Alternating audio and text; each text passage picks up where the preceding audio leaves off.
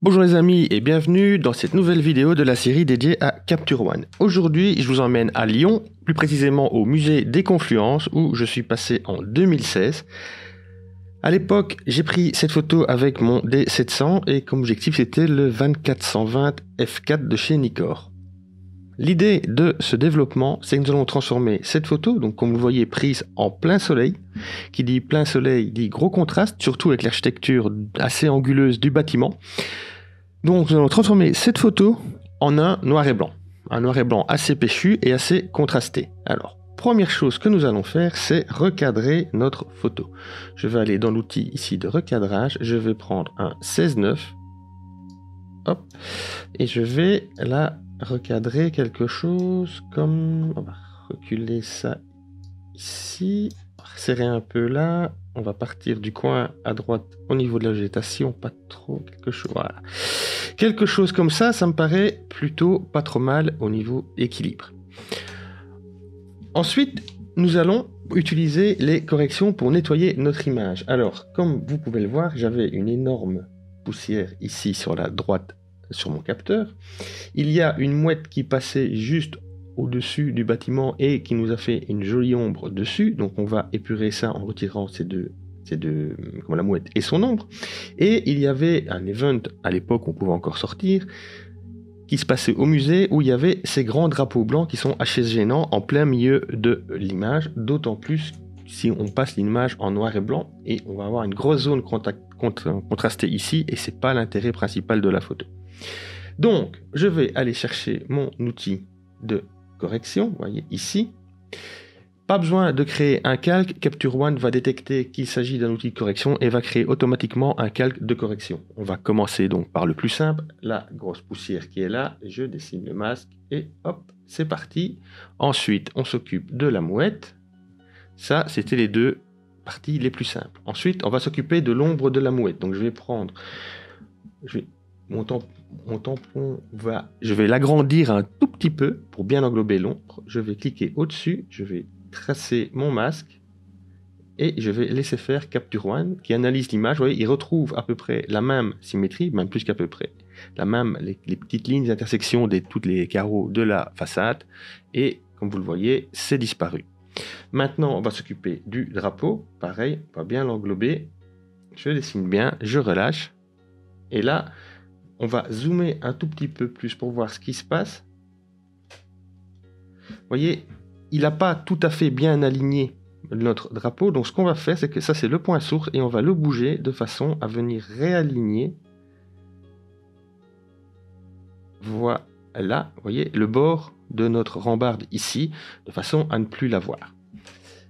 Ensuite, je vais dézoomer à 100%. Donc vous voyez, si j'active ou désactive les corrections, voilà, ça c'est fait en 2 secondes. Maintenant, ce que nous allons faire, c'est nous allons transformer notre image en noir et blanc. Donc je descends jusque... Non, avant le noir et blanc, je vais peut-être quand même voir si je peux, avec notre correction du voile, rendre déjà l'image un peu plus péchue. Quelque chose dans ce goût-là. Ça me paraît être une bonne base. N'oubliez pas qu'on va réfléchir en noir et blanc. Donc on peut même pousser peut-être encore un peu. Au pire, on va mettre 75. Au pire, on reviendra sur ce réglage si c'est nécessaire. Ce qu'on va faire maintenant, c'est donc passer l'image en noir et blanc. J'active mon noir et blanc. L'idée, c'est de faire ressortir la partie plus claire centrale ici de notre image pour avoir une zone claire avec le sentier d'arrivée ici en béton et la droite. Les escaliers ici sur la droite, d'avoir une zone foncée sur le dessous du bâtiment, d'avoir notre partie centrale ici plus claire et d'avoir le ciel plus foncé, ce qui nous fait toute une série de contrastes différents et intéressants. Pareil, on va essayer d'accentuer le contraste au niveau de la structure du bâtiment entre les parties éclairées et les parties à l'ombre. Donc on va activer notre noir et blanc, on va commencer par tous les canaux, donc, le rouge pour commencer, ensuite le jaune. Il y a un peu de vert, on va le foncer un petit peu. Alors là, cyan et bleu, ça va, si je vous remonte l'image, vous voyez, ça va commander vraiment le ciel. Donc, on va le descendre un peu. Pareil pour le bleu. Vous voyez, directement, on a quelque chose de plus péchu. Double bénéfice, la vitre ici, où on voyait à travers et qui était assez perturbante parce qu'on voyait un peu les détails de ce qu'il y avait sur le mur, se noircit et donc on ne voit quasi plus les détails à l'intérieur. Maintenant, le magenta, là il n'y en a quasi pas, donc ça ne change rien, on peut le laisser comme ça. Une fois que ça c'est fait, on va remonter. N'oubliez pas que l'image en dessous est toujours en couleur, donc on peut ajuster notre balance des blancs pour en fait retravailler notre noir et blanc. Vous voyez ce que ça peut donner.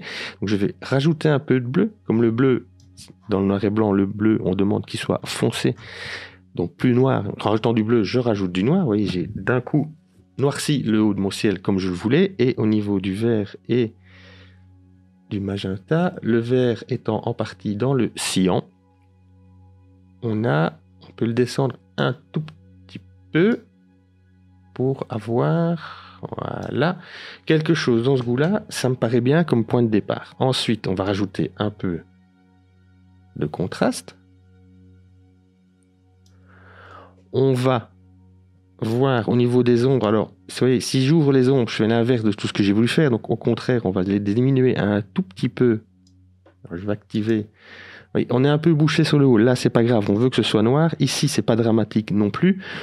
En haut, pas grave. On va le laisser comme ça. On sait qu'il n'y aura pas de détails. L'idée, c'est de ne pas en avoir. Donc, finalement, c'est pas plus mal. Je désactive mes avertisseurs.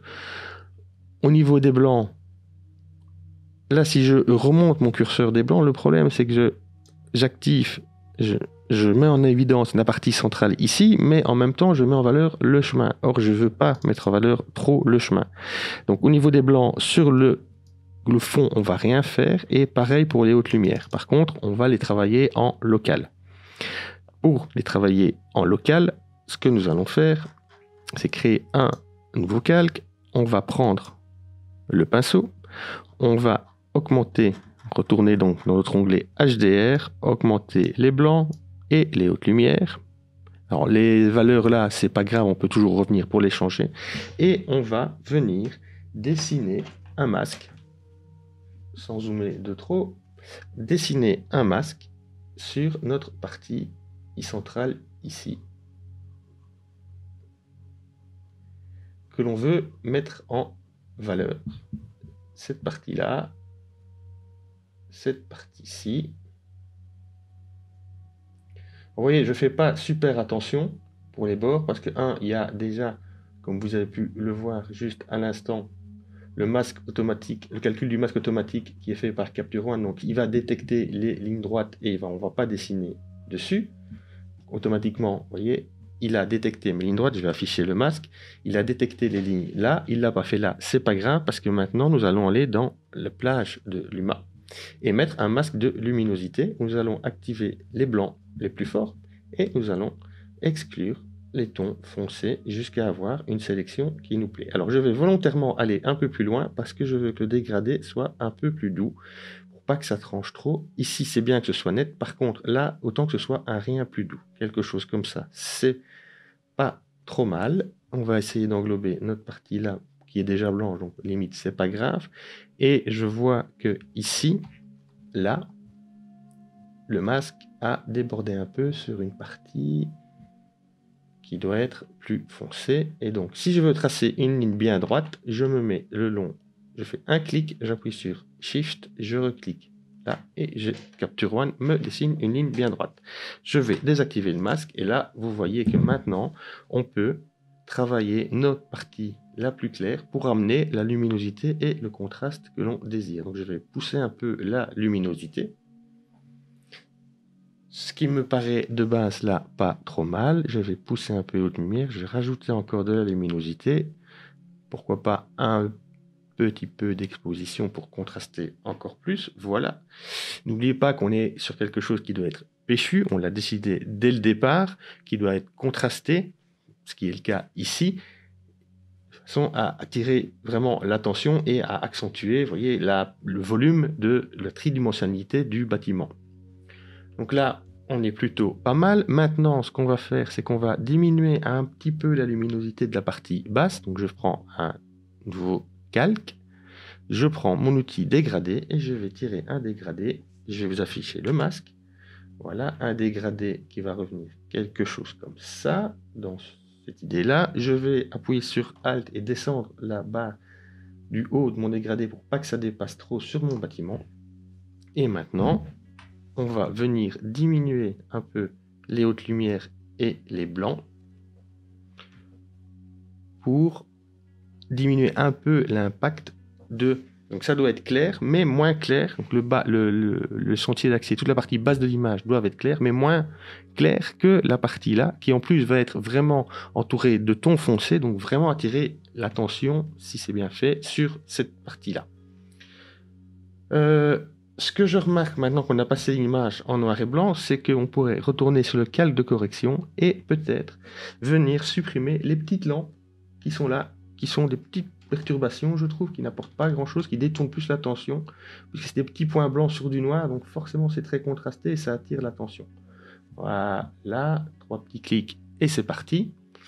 On va maintenant redescendre dans notre onglet. Voilà, clarté, on va en mettre une bonne partie, on va pousser un peu aussi la structure. Là, on n'est quand même pas trop mal, je trouve. Qu'est-ce qu'on pourrait peut-être faire? C'est éventuellement voir si un petit dégradé au niveau du ciel pourrait être sympa. Donc on va, pareil, nouveau calque, outil dégradé, on le tire vers du haut vers le bas. Je vais de nouveau appuyer sur Alt, remonter ça à la limite du bâtiment parce que j'ai pas envie que ça intervienne sur mon bâtiment. Et là, je vais peut-être descendre une courbe, prendre le point blanc et le descendre pour voir un peu ce que ça donne. Je vais descendre un peu le dégradé pour voir si ça me plaît. Alors, avant, après.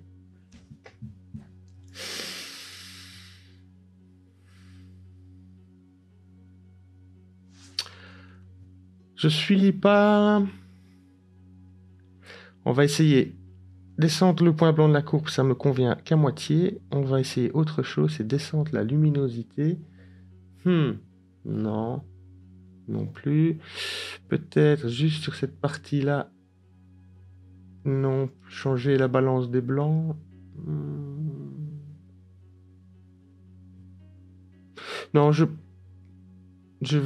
préférais comme ça. Ça me paraît beaucoup mieux. Bon, maintenant, c'est très perso. Moi, je préfère comme ça. Peut-être que vous préférez d'une autre façon. On pourrait venir éventuellement travailler peut-être un peu sur le ciel ici, et encore que je ne suis pas certain que foncer toute la partie du ciel soit fort utile.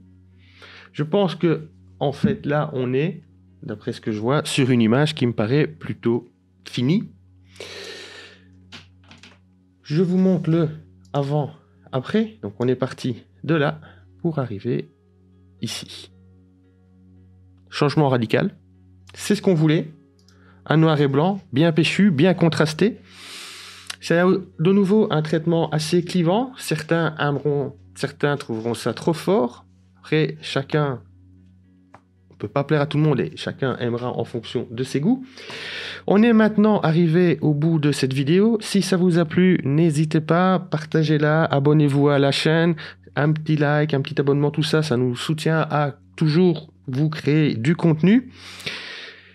On se voit bientôt pour une prochaine vidéo. D'ici là, prenez soin de vous. Ciao!